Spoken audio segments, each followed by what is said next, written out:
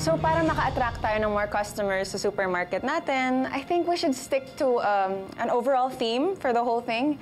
And naisip ko, Filipino Fiesta. So kasama dyan yung mga special promos natin, our sales, and even our live sellings. And I think that for the 20th anniversary special program celebration, we should stick to the same theme. What do you think, guys? What do you think, Dad? I'll tell you what I think. I like it. And I approve it. Yay! Thank you, That's Dad. And at this point, gusto kong ma-involve sana si Betsy sa planning and execution. Diba? Napakaganda na training mo sa kanya. I'm sure she can deliver. Diba, love? Ay, nako. Love, carry ko yan. Alam ko yung di ka nang bitukan ng mga masa. Kaya dapat ako yung magtayo niyan. Pinay kong papayag si Gina. No, I think it's a great idea. Diba sabi nga nila, 2 heads are better than 1. That's right. Humanda ka. Ilalampas ko yung pagmumukha mo, Gina. Ipapakita ko kay Robert na ako ang karapat-dapat na pumalit sa kanya.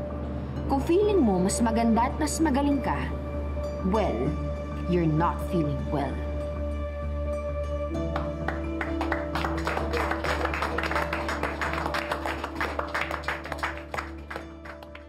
Ayusin niyo yung pag-stapler sa likod, ha? Di pwede malaglag. Luwagan mo ng konti para...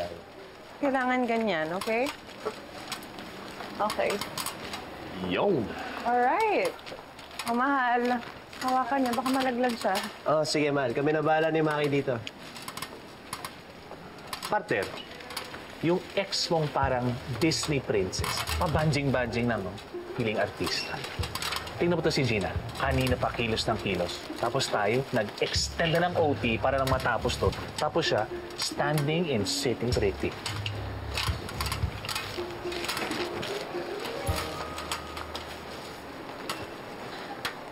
Gina! Ano? May budget ka ba para sa mga vloggers? Para naman mag-viral tayo sa social media. Bad. Betsy, that's a good idea. Pero I think we should just rely on our loyal customers to make us go viral. Hindi na natin kailangan ng paid promotion. Ano ba? Yung totoo. May bulsa ka ba sa balat? Napakuripot mo. Sige na! Man, feeling ko kasi pag nagbayad tayo, parang niloloko natin mga tao. Di ba? Aray? Mahal. Ano nangyari? Ako na. Alcohol nga! Uy! Kumuha nga kayo ng alcohol! Alcohol! No, I'm okay. Okay lang, Kawawa Okay ka. lang, natanggal ko na yung stapler. Oh, Asan na yung alcohol? I'm okay. Oh, alcohol. Baka ma-infect Aray ko, ka. masakit.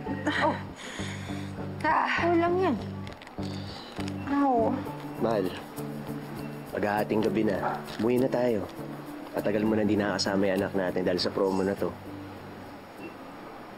I know, pero mauna ka na, okay? Kasi sa makalawa na yung promo na to.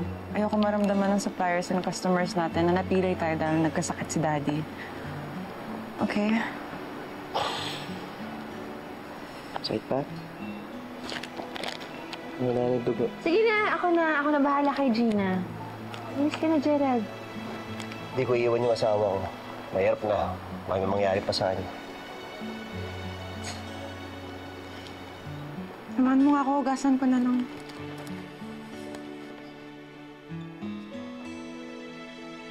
Sige lang, magpakamatay ka sa pagod, Gina.